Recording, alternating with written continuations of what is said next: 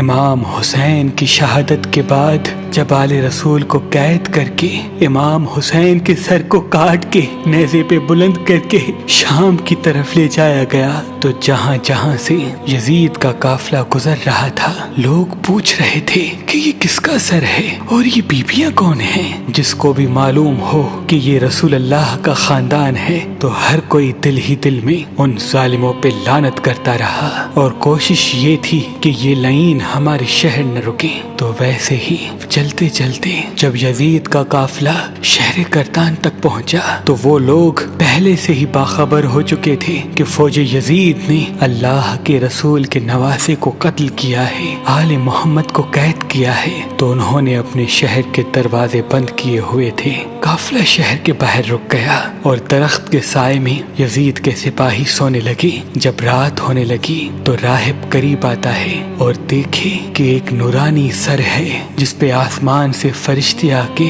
سلام کر رہے ہیں اور وہ سر قرآن کی تلاوت کر رہا ہے۔ جیسے ہی واپس اپنے گھر جائے پوری رات سوچنے لگا کہ یہ کسی مقدس ہستی کا سر ہے۔ بس فوراً صبح آ کے سپاہیوں سے پوچھنے لگا کہ یہ کس ہستی کا سر ہے۔ فوج یزید نے کہا کہ یہ حسین ابن علی کا سر ہے۔ تو اس نے پوچھا کون حسین؟ اتنے میں شمر کہنے لگا حسین فاطمہ کا بیٹا، محمد کا نواسا۔ وہ چیخ کے زمین پہ بیٹھ گیا اور کہنے لگا کتنے بدبخت ہو، اپنے رسول کے نواسے کو ہی قتل کر دیا، اور یہ عورتیں کون ہیں؟ شمر کہنے لگا یہ رسول اللہ کی نواسیاں ہیں، بیٹیاں ہیں۔ وہ رو رو کے کہنے لگا اے شمر مجھے اس مقدس سر کو ایک رات کے لیے دے دو۔ شمر کہنے لگا یہ قافلہ شام جا کے رکے گا کیونکہ ہمیں یزید سے بہت بڑا انعام ملنا ہے۔ راہب نے کہا میرے پاس 10,000 درہم ہے، اگر ایک رات کے لیے سر دے دو تو وہ میں تمہیں دے دوں گا۔ سب آپس میں صلاح مشورہ کرنے کے بعد اس بات تک آ پہنچے کہ ایک رات اور رکتے ہیں۔ بالآخر ان ظالموں کو 10,000 درہم دے کے راہب امام حسین علیہ السلام کا سر لے کے اپنے گھر آ گیا اور ایک پتھر پہ آ کے اس سر کو رکھا اور زاروں قطار رونے لگا۔ اتنے میں امام حسین علیہ السلام کے سر سے آواز آئی اے راہب یاد کر جب تو اولاد کی دعا کروانے کے لیے میرے نانا کے پاس آیا تھا اور تمہارے مقدر میں اولاد نہیں تھا، میں نے اللہ سے دعا کی، اللہ نے تجھے 7 بیٹے عطا کر دیے اور تم نے کہا تھا کہ ایک مرتبہ میرے گھر آنا۔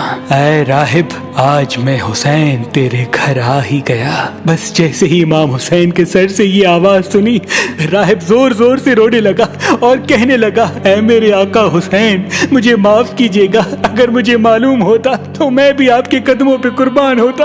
امام حسین نے فرمایا اے راہب اللہ کی مرضی یہ ہے کیونکہ اللہ کا دین میرے خون سے زندہ ہونا تھا۔ پوری رات وہ مولا حسین کے سر سے گفتگو کرنے لگا۔ جب صبح کا وقت قریب آیا تو راہب نے سوچا کہ میں مولا حسین کا سر واپس کیسے کروں۔ تاریخ نے لکھا وہ جو 7 بیٹے امام حسین کی دعا سے ملے تھے ان میں سے ایک بیٹے کا سر قلم کر کے شمر کے پاس لے گیا۔ شمر نے جیسے ہی سر کھول کے دیکھا تو کہنے لگا یہ حسین کا سر نہیں۔ وہ واپس آیا، دوسرے بیٹے کا سر قلم کیا، انہوں نے وہ دیکھا، پھر کہا یہ حسین کا سر نہیں۔ ایسے کرتے کرتے راہب نے امام حسین کے عشق میں اپنے 7 بیٹے قربان کر دیے۔ جب آخری بیٹے کا سر شمر نے دیکھ کے یہ کہہ دیا کہ اے راہب تو وعدہ خلافی کر رہا ہے، اگر حسین کا سر نہیں دیا تو ہم تیرے پورے خاندان کو قتل کر دیں گے۔ بس جیسے ہی واپس اپنے گھر پہنچا تو امام حسین کے سر سے آواز آنے لگی اے راہب اپنے سارے بیٹوں کے سر ان کے جسم کے ساتھ رکھو، اللہ کے کرم سے تمہارے سارے بیٹے زندہ ہو جائیں گے، اور میرے سر کو اٹھاؤ فوج یزید کے حوالے کر دو، کیونکہ یہ اللہ کی مرضی ہے، ہمیں شام تک پہنچنا ہے اور ہر گلی ایک ایک بازار سے گزر کے قرآن کی تلاوت سنانی ہے، میری بہن زینب کو خطبے دینے ہیں اور ایک ایک بازار سے گزرتے ہوئے اسلام کی تبلیغ کرنی ہے۔ تو بس راہب نے اپنے تمام بیٹوں کے سر ان کے جسم پر رکھے اور اللہ کے کرم سے وہ سارے کے سارے بیٹے زندہ ہو گئے۔ پھر روتا ہوا امام حسین کے سر مبارک کو فوج یزید کے حوالے کرتا ہے اور کہتا ہے کہ کتنے بدبخت ہو تم کہ اپنے رسول के नवासे को कत्ल करते हो, उनकी बेटियों को कैद करते हो, उन पे जुल्म करते हो।